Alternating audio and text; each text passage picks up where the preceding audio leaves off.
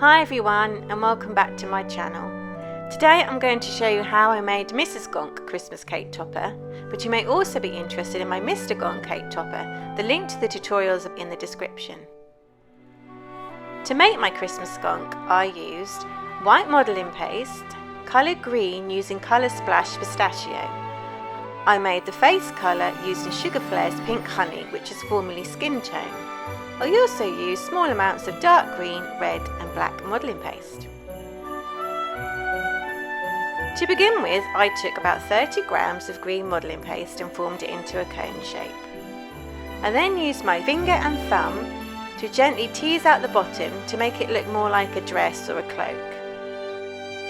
Once I was happy with the shape, I formed two balls of black modelling paste slightly larger than a pea to make the shoes.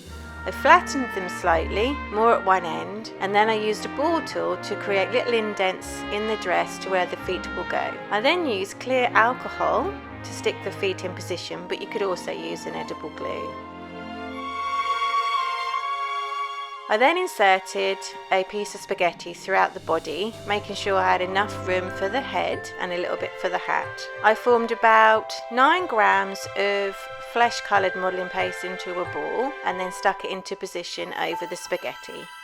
Lastly, I used a scallop tool to create a smile into the Gonk's face, and then I left it to dry overnight. I mixed a tiny bit of black modelling paste with the white to make grey for the hair. To begin with, I made the back of the hair by flattening a small piece of grey modelling paste and then sticking it to the head and then just shaping it around until it was fully stuck.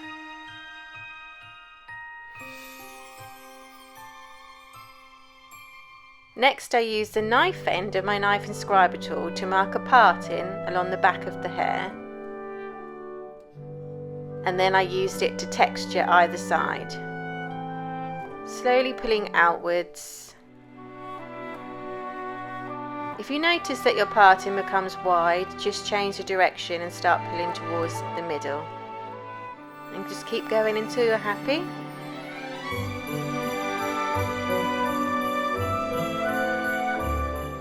Then I formed a piece of flesh modelling paste into like a little tic-tac shape for the nose and stuck it into position. To make the ponytail, I formed a piece of grey modelling paste into a long cone shape and checked the length.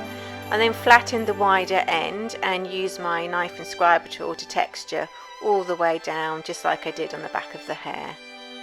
I then narrowed the middle with my fingers for where the tie will go. I also used the knife tool at the bottom of the hair to create little indents, which made quite a nice hair effect. For the tie, I just rolled a little piece of red modelling paste into a tube and then stuck it where the tie would go and wrapped it around. So now I'm just going to stick the ponytail into position and use the knife tool again just to attach it to the back of the hair. You don't have to worry too much about the join, as it will all be hidden later underneath the hat. So now I just carried on to make the second ponytail in the same way.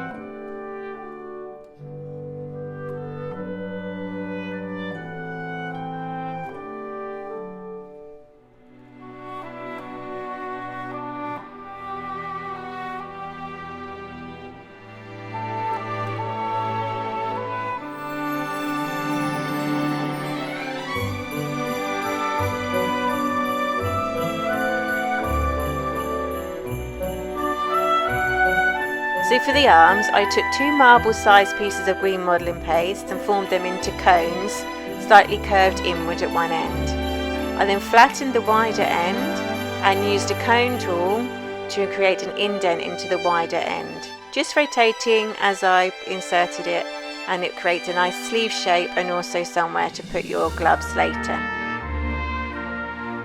I then stuck the arms into position on either side of the body. You might have to hold it for a little while as it sets. You also might need to use the cone tool again if you've squashed it in a little bit.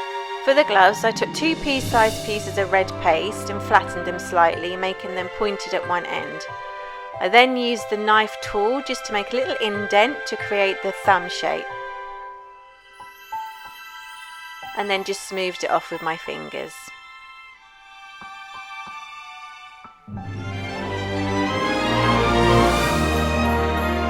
I then stuck the narrow end of each glove into the pre-made holes and shaped to how I wanted them.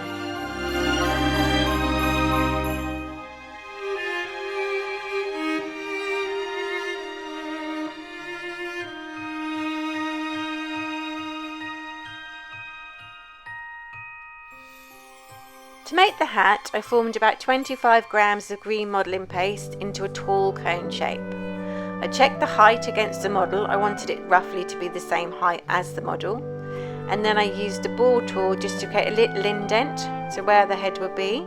And then I used my fingers just to thin around the edges to make it look more hat-like. Finally, I stuck the hat into position on top of the head and just made sure it was stuck all the way around.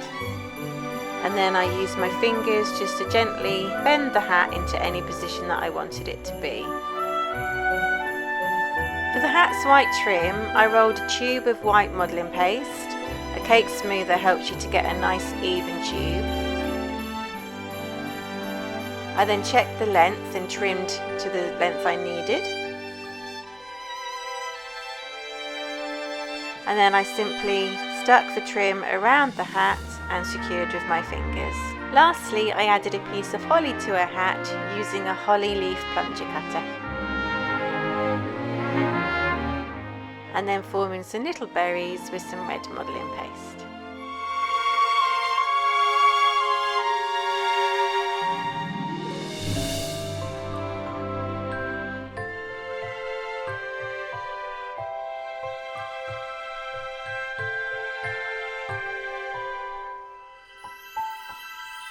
I really hope you like this tutorial.